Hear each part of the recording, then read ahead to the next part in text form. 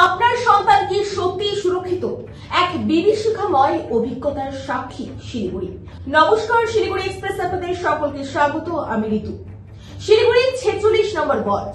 পড়াশোনার জন্য যেখানে সন্তানকে পাঠানো হয় সেখানেই যদি ঘটে দুঃস্বপ্নের মতো এক ঘটনা, তাহলে অভিভাবকেরা আর কাকে ভরসা করবে? মাত্র 5 বছরের এক শিশু কন্যা, যাকে বাড়ির সামনের এক পরিচিত মহিলার কাছে পড়াশোনা শিখতে পাঠানো হয়েছিল, কিন্তু সেই নিরীহ শিক্ষার পরিবেশে ঘটে এক অপ্রীতিকর ও হৃদয় বিদারক ঘটনা। অভিযোগ, ওই মহিলার স্বামী ওই শিশুটিকে শারীরিকভাবে হেনস্থা করে।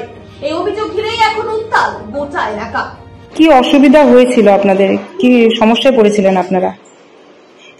আমরা সমস্যা করেছিলাম, মেয়ে গতকাল আমার ছুটি ছিল, তখন আমি ওকে দেখেছিলাম।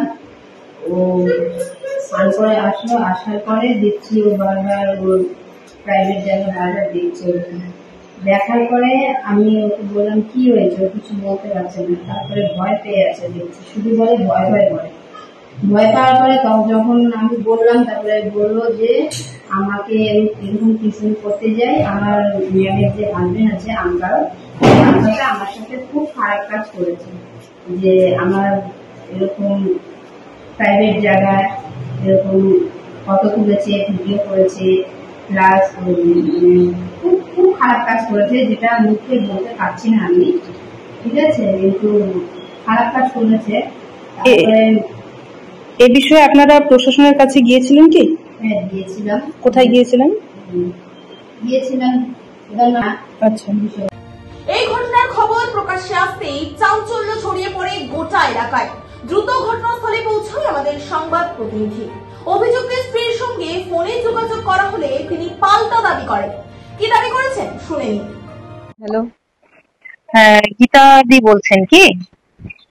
হ্যাঁ বলুন। হ্যাঁ নমস্কার, আমি রিপোর্টার শিল্পা বলছিলাম। একটা অভিযোগ উঠে আসছে, সেটা আপনার স্বামীর বিরুদ্ধে। সব মিথ্যা, এগুলা সাজিশ হচ্ছে, এগুলা কোনো কিছু সত্যি না। আপনি এসে দেখতে পারেন, আমার ঘর একদম খোলা। আমার স্বামী স্পন্ডোলাইটিস, উনি উঠা বসা করতে পারে না। জবরদস্তি এরা মিথ্যা কথা বলে। আমার অনেক বছর ধরে আমি পড়াশোনা করাই, আপনি পারলে এখানে সবাইকে জিজ্ঞাসা করতে পারেন। হ্যাঁ, যে একটু দাঁড়ান, আমার ছেলে আছে বাইরে, আমি ডাকছি। হ্যাঁ, আপনি আসুন, আমি দাঁড়ান, আমি আমার ছেলেকে ডাকছি। ঠিক আছে? কতক্ষণে আসবে আপনার ছেলে? আমি এখনই ফোন লাগাচ্ছি। ঠিক আছে, ওনাকে 5 মিনিট থেকে 7 মিনিটের মধ্যে ঢুকতে বলুন, আমি আপনার বাড়িতে আসছি। ঠিক আছে।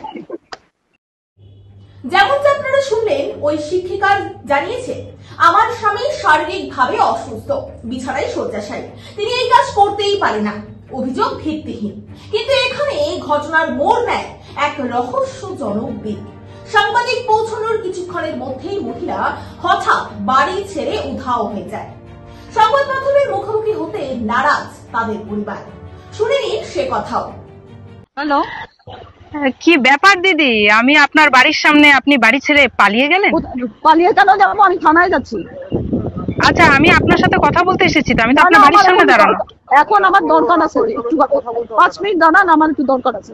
আমি কেন এখন 5 মিনিট আপনার বাড়ির সামনে দাঁড়াবো না? পালাবো না, আমি আমার সাথে থানায় যাচ্ছি। আমি আপনাকে ফোন করেছি, কথা বলবো, আপনি কি করে এখান থেকে যেতে? এলাকাবাসীদের মধ্যে তীব্র ক্ষোভ উঠছে। বড় প্রশ্ন, নিজের পরিচিত জনদের উপর ভরসা করা কি এখন বিপজ্জনক হয়ে উঠছে? শিশুদের শিক্ষার নামে কোথায় পাঠানো হচ্ছে, তার পর্যাপ্ত নজরদারি কি রাখা হচ্ছে? এ বিষয়ে আপনাদের কি মতামত অবশ্যই জানান।